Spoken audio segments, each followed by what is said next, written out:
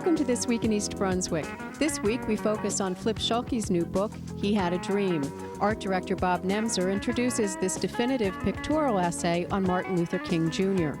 And Amy Fisher leads a discussion on the significance of American Education Week, to be recognized November 13th through the 19th. Also this week, hear from nature photographer Roberta C. Scott and see some of her work now on exhibit at the library. These features and more this week, including a promo for the high school drama club's production of It Runs in the Family. But first, here's what you can see if you turn to Channel 8 next week. Join Lenore Kulik Monday morning for Aerobics and More. That's on Look Great, Feel Great at 10 o'clock. At 10:30, it's Stories from the Library for preschoolers. Tuesday night at 7 on Just Kidding, DARE Officer Anita Waite talks with Julie and Andy about keeping drug-free. Also this month on Just Kidding, visit Borders Bookstore and hear from the author of the Sweet Valley series. International investment alternatives for the 90s is the topic of conversation Tuesday night at 7:30. Paul Hansen speaks with his guest Jeffrey Kaltman on You and Your Money. At 8 o'clock, Judith Lebline takes to the waves and tries her hand at sailing on Exercise the Right Choice. Wednesday night's lineup includes Spotlight on Education at 7:30 with a focus on parents as partners in athletics, and Teen TV at 8 o'clock with trips to Crossroads Theater Company and the recent AIDS Walk sponsored by Hyacinth. A new edition of this news program may be seen at 7 and again at 8 o'clock on Thursday evening. Check the Community Bulletin Board for additional programming information.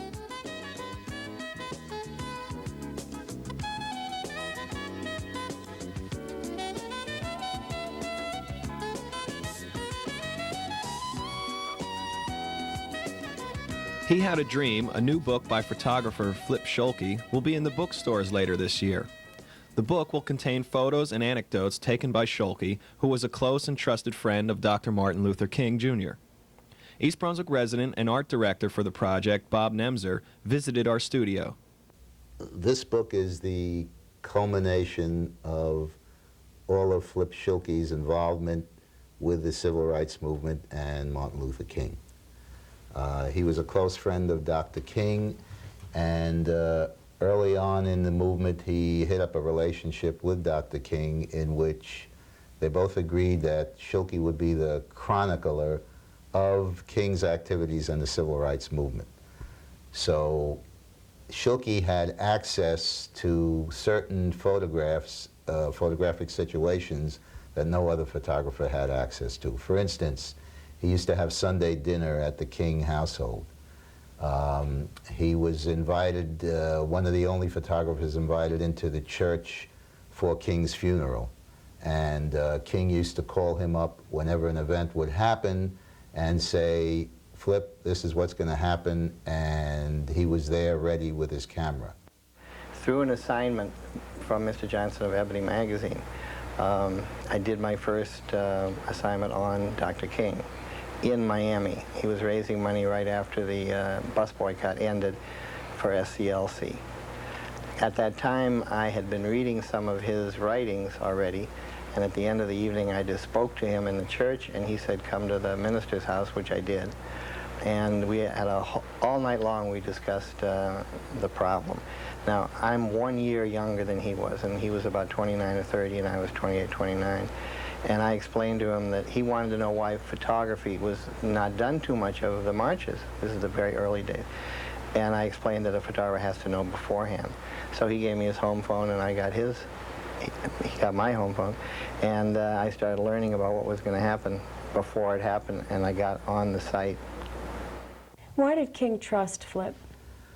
King was a very good judge of character, so that there was an instant chemistry there, and King realized that in order for the world to see what was happening, there had to be a photographic documentation. So Flip, I guess in King's mind, was that person. Yeah, this was an anecdote, a story. In Selma, there was a week and a half between the first march and the actual, when they finally got to march. And at that point, there was a lot of harassment by rednecks, by people that Sheriff Clark had put badges on who were just, really horrible people. And the marchers would gather in front of the church and try to march, and they couldn't march. And at one point, there was a shoving match that went on with some young children. maybe 8, 9, 10 years old, and these were adults. And you know, I have children that age, and I stopped taking pictures and jumped in and tried to, you know, shove the other guys off. And there were other people who did too. But Dr. King came up to me that night at the rally and said, "Oh, I hear you're being violent."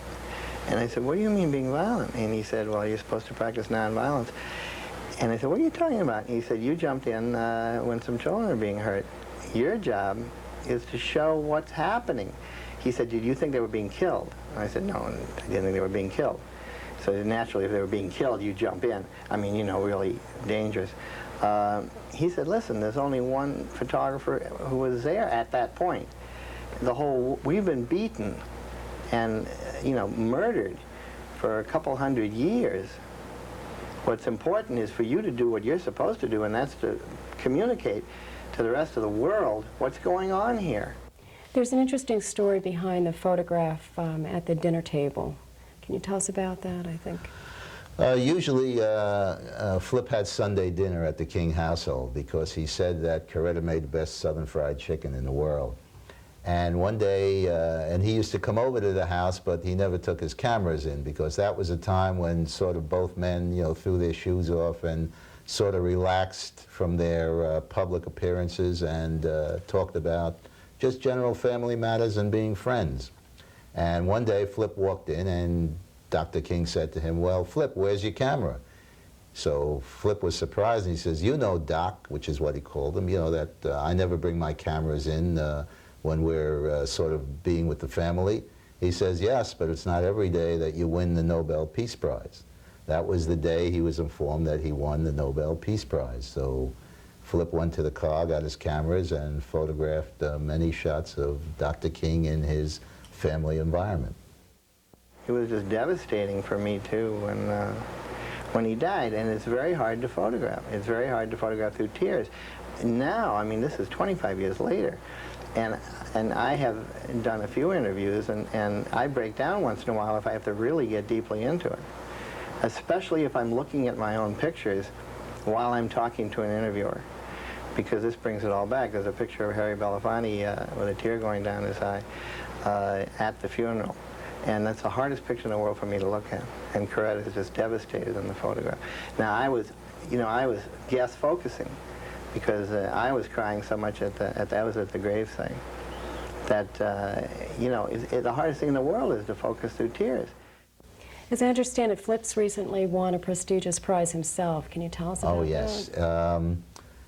The National Press Photographers Association, which has 11,000 members, has just voted Flip's photo of Coretta King at the King funeral that was on the cover of Life magazine as one of the 12 best, most newsworthy pictures in the world.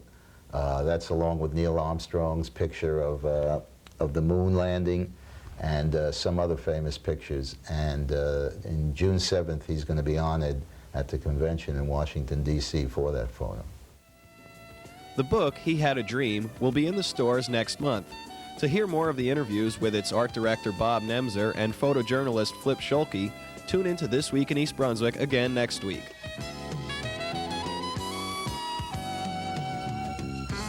Hi, I'm Amy Fisher. Our school district is getting ready for the observance of American Education Week, which will be from November 13th through 19th, and today I'm in the studio with three of the people who have been planning the district's observance of the week.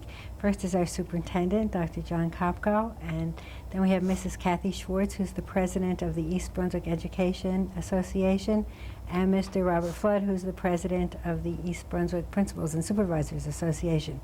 So we'll start with you, Dr. Kopko. Why do you think it's important for our school community to observe American Education Week every year? Well, it's extremely appropriate and very important to take the time and dedicate a portion of time to recognize American education and the contributions that it's made to society and also to the communities, you know, across the entire United States. And it also provides us specifically here in East Brunswick with an opportunity to celebrate the success of the East Brunswick Public Schools, the administrators, the teachers, the support staff, and also the students that are associated with the public schools here. Education in East Brunswick has such a profound impact upon the quality of life, and it also is just such a positive aspect and a positive resource in this community. Okay, Mrs. Schwartz, what's the theme of American Education Week for this year, and why do you think that message is significant? This year the theme is building the future one student at a time. And as the representative of school employees, I think it's significant for two reasons. First of all, I think it brings attention to the importance of public education in building the future of our country. I think we have a lot to be proud of as Americans because of the public education system that we have. It focuses on each individual student, it recognizes the disabilities and abilities of those students, and then works with those to improve, enhance, and remediate as necessary. So I think the theme is in a way telling us that we need to continue to support public education. And the second reason why I think it's important and significant is because it celebrates the future builders themselves, and those, of course, are our school employees. It's because of the dedicated people who work in our schools that our schools are as successful as they are. Each person that a student meets adds something to the life of that student, and I think the theme asks us to recognize and commend the contributions that school employees make. And Mr. Flood, what are your impressions of the theme? When I think of the theme of building blocks, I think back to when we were all children and we had little building blocks similar to the kind in the logo on the poster.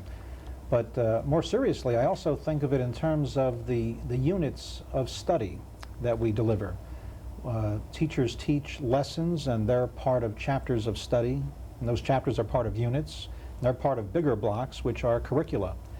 And on each grade level, students have several curricula.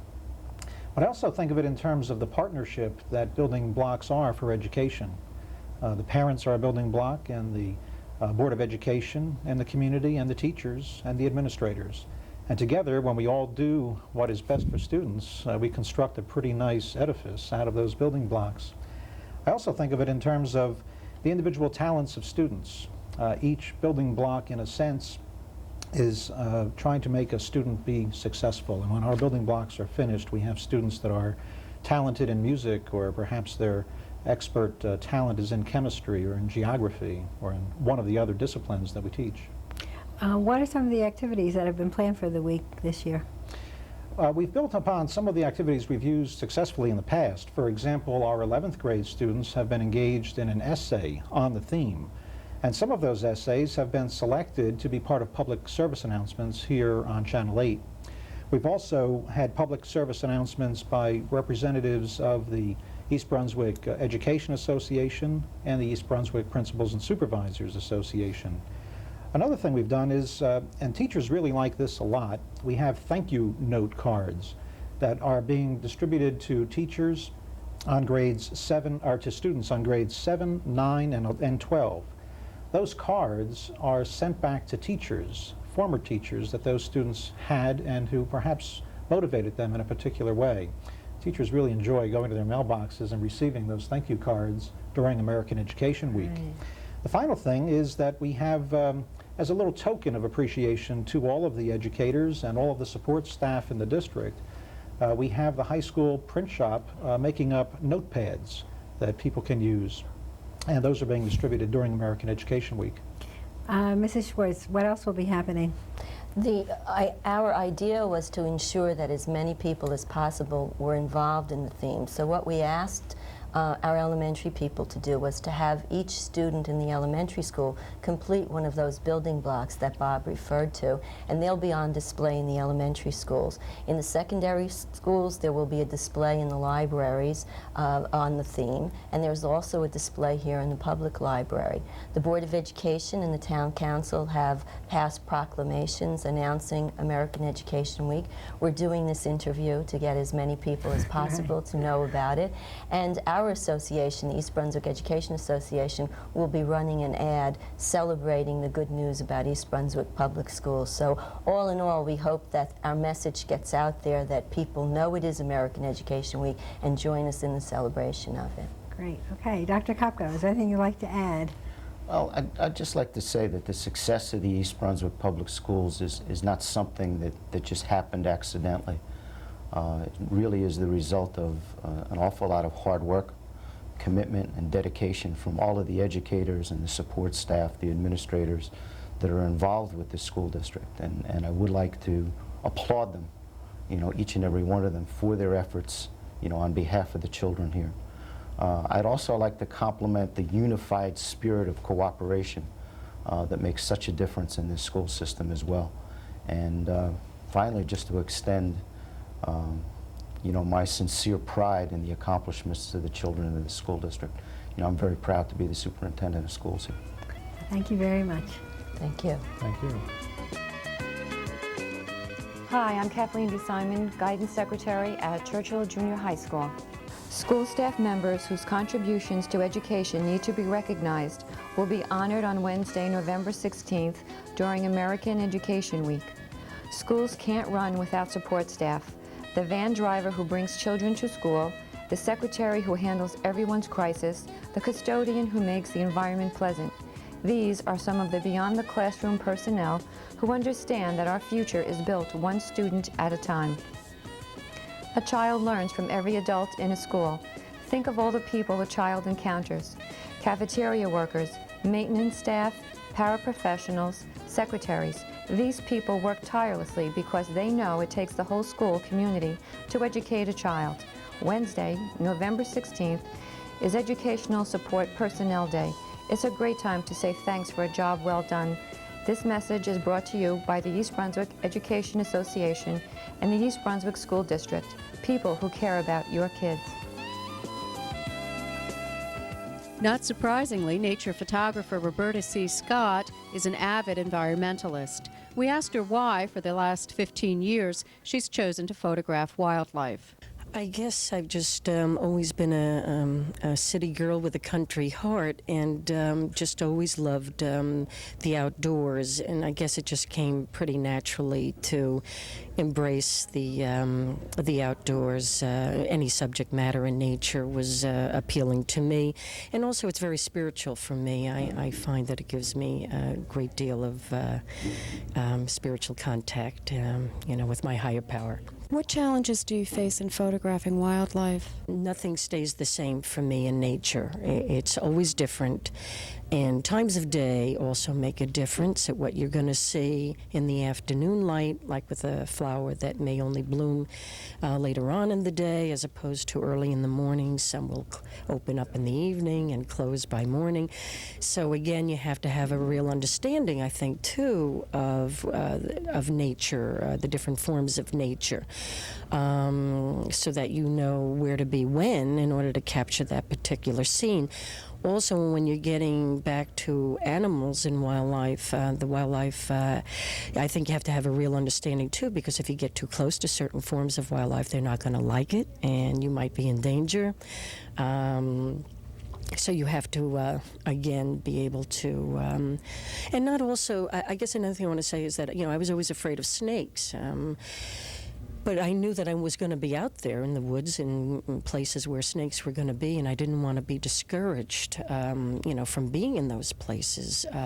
So I had to learn as much as I could about snakes so that it took away the fear, because I think we are fearful of what we're ignorant of. And so I have worked very hard, I think, to try to get as many books as I can, to read about, everything about wildflowers or, other forms of wildlife. And that's been very helpful because I'm pretty fearless, I think, at this point. I'm not...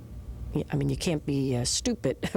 You have to, exercise a certain amount of wisdom and also respect, too, because I'm just a small dot out there. That's, the animals are the ones that allow me, to be a part of their world, not the opposite. So I try to also understand, that when you leave the woods, you only leave footprints, and I always try to respect that, even though I want to get into places and be places where you have to get to take these photographs. I don't want to at the same time, be doing anything that's going to be destructive, to the environment. What do you hope to bring to people with your work? I think, again, because I'm such an environmentalist, I would love to have people see the beauty in their own backyard. And I say that because, some people can't travel all over the world. And I have never been one that's ever really had an opportunity to do that. I have been throughout this country, and that's helped for some of the variety of photographs I have. But basically, it's wherever I lived, wherever I was, that I photographed. And beauty is in your own backyard. And I don't care if you live in a city or where you live, there's always going to be that little daisy or something that's going to be peeking its head through a board and a broken down fence, and I don't ignore that. I capture that. So I do hope that, people will see a little bit more their world around them and the beauty in it, and hopefully want to protect it too. Also, I think for younger people, too, children, I've had children do the most wonderful spontaneous things, where I remember once I had a photograph of a dandelion, and it's in the seeding stage where it was just the white fluffy stage, and I remember some child walking up to it and just going, just to blow the little seeds off, and I was quite taken by that. But children are not to be underestimated in what they perceive, and I hope there's enough in this show that will also be attractive to them, also. And they're your young budding people, not only to hopefully save the environment, but also they're going to be the new photographers and the people that will keep capturing, hopefully, the beauty around them or what interests them. Scott's work will be on exhibit at the library through November. Hi, I'm Amy Fisher, and today I'm in the East Brunswick High School auditorium with Ginger Bird and Dan Moran, who are the drama club advisors, and they're going to tell us about their new production. Ginger, what is the latest that the drama club is doing? Our fall production is going to be It Runs in the Family. It's a Ray Cooney farce, and it takes place on November 17th and 18th at 7:30 p.m. How many people are in the cast? There's about 13 students in the cast, and then the crew comprised about 20 to 25 other students that are involved in the production. Dan, how did you come to select this play? Well, we had a lot of success with Rumors last year, and it's the same kind of play. If you liked Rumors, you'll like this. It's a farce set in a hospital, and there's a lot of door slamming and mistaken identity and things like that. So it's basically the same kind of thing, but the jokes are all new. That sounds good. Ginger, could you tell us how much the tickets are, and will they be available at the door? All right, tickets will be available at the door, and the price is $4 for adults, $3 for students, and senior citizens are free. They can call the school if they need any additional information, but the tickets will be sold at the door. And tell us again the dates. The dates are November 17th and 18th in the high school auditorium at 7:30 p.m.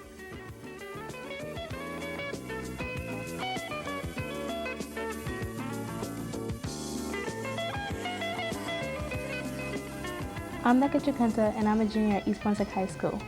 The reason why education is important to me is because as an African American woman, it would not have been open to me 100 years ago. I would have never had the chance to attend school and broaden my horizons. I would have never been able to get a good job or even have a good opportunity at life. But now that it is available for African Americans, I can make the best of what I've got. I can also accomplish what my people have dreamed of and make it a reality. The face of the East Brunswick Township Council changed this week on Election Day. Democrat Bill Neary grabbed one of the 3 open seats Tuesday, while his running mates missed the opportunity to become East Brunswick council members. Incumbent Council President Tom Clark was able to retain his seat on the council and will serve another 4 years, while his running mate, incumbent Dave Zarnowski, also kept his position by getting the highest number of votes. After being rejected by the Republican slate in this year's primary, incumbent Joe Hudak ran as an independent candidate. Hudak lost the residents' support and came up with the lowest number of votes of all the candidates. Another candidate, Republican Richard Socorro, wasn't able to hold on as the 3rd member of the GOP slate, while Democrat Jack Venturi made a fair showing in the vote totals. Democrat Dolly Vasta was unable to garner voter support. The vote totals from Tuesday's elections are Dave Zarnowski, 6,260, Bill Neary, 5,967, Tom Clark, 5,679, Jack Venturi, 5,360, Richard Socorro, 5,213, Dolly Vasta, 4,950, Joe Hudak, 2,819. The newly re-elected and newly elected council members will be sworn into office on Sunday, January 1st, 1995.